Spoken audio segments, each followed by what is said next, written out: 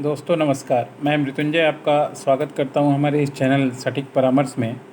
और आज जो टॉपिक या सब्जेक्ट पे हम बात करने वाले हैं वो काफ़ी अभी चर्चा में है कि अभी देखिए इलेक्शन का समय है और हमारे जो रोज़मर्रा की चीज़ें हैं जो सबसे ज़्यादा इम्पैक्ट करती हैं हमारे जीवन पे, पेट्रोल और डीजल।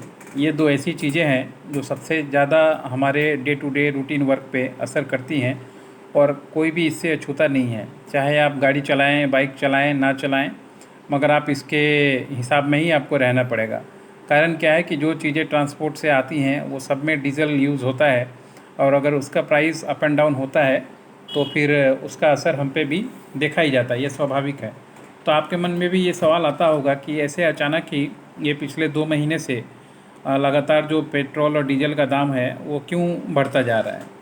देखिए, पेट्रोल और डीजल का जो कीमत है, किसी भी चीज़ का जो इकोनॉमिक है वो दो ही चीज़ पे डिपेंड करता है, डिमांड और सप्लाई, कि कितना मार्केट में इसका डिमांड है और कितना इसका सप्लाई है।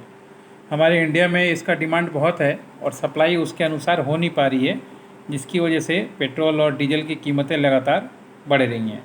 अब ये सप्लाई जो है वो तो हमारा, आप जानते हैं, जैसे पेट्रोल हमारे, डीजल हमारे यहाँ पे होता नहीं है। जिन देशों में ये होता है, यानी OPEC जो ये संगठन है, organisation of petroleum export countries, यानी जो ऐसे देश हैं जो पेट्रोलियम का जो प्रोडक्ट है वो एक्सपोर्ट करते हैं, उनका एक शॉर्ट टर्म है OPEC।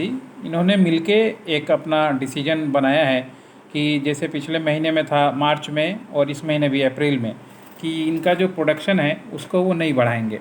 यानी जो जितनी तेल ये रोज़ निकालते हैं वहाँ से, उससे ज़्यादा ये तेल को नहीं निकालेंगे। और दुनिया में कच्चे तेल के उत्पादन में कटौती की गई है। इसी वजह से क्या हुआ है कि डिमांड ज़्यादा बढ़ गया है और सप्लाई कम है। तो जैसे ही डिमांड ज़्यादा रहेगा, सप्लाई कम रहेगा, तो कीमतें अपने आप ही मार्केट में उछल जाएंगी। यही कारण है कि हमारे इंडिया में भी गवर्नमेंट चाहते हुए भी इसका कीमत नहीं कम कर पा रही है और लगातार इसका कीमत बढ़ता ही जा रहा है। और आने वाले दिनों में अगर ये डिसीजन सही रहा उनका, तो और भी उछाल आ सकता है ऐसे कीमतों में।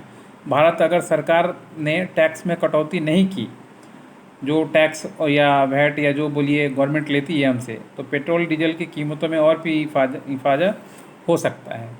इसी तरीके से अगर हम चलते रहें तो अभी तो इनका क्या है, हमें इन पे डिपेंड होकर रहना पड़ता है कि ये OPEC प्लस जो देश हैं ये क्या कदम उठा रहे हैं।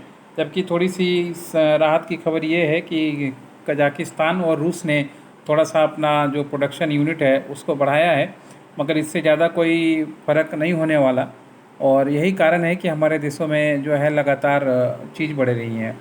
और आपने देखा पिछले दौर में खासकर वैश्विक बाज़ार का अवस्था जो था ठीक नहीं था। 2021 की शुरुआत में मांग बढ़ने के साथ साथ उत्पाद में भी उसके अनुरूप दिया जाएगा, लेकिन ये नहीं हुआ, जिसकी वजह से पेट्रोल और कीमतें हमारे पास लगातार बढ़ रही हैं। और अगर आप भी पेट्रोल या डीजल से संबंधित कोई बिजनेस करते हैं तो आपके लिए जानकारी ज़रूरी है। आप उसी तरीके से अपना प्लान कर सकते हैं कि कैसे आपको मार्केट में काम करना है या क्या स्टोर करना है, ये सारी चीज़ें। आशा करता हूँ दोस्तों हमारा ये अपडेट आपको अच्छा लगेगा। पेट्रोल और डीजल के बारे में हम कोशिश करते हैं कि बिजनेस से रिलेटेड सारी जानकारी आपको दी जाए और कोशिश किया जाए कि आप भी इसका फ़ायदा उठा सकें। आज के लिए इतना ही दोस्तों, धन्यवाद।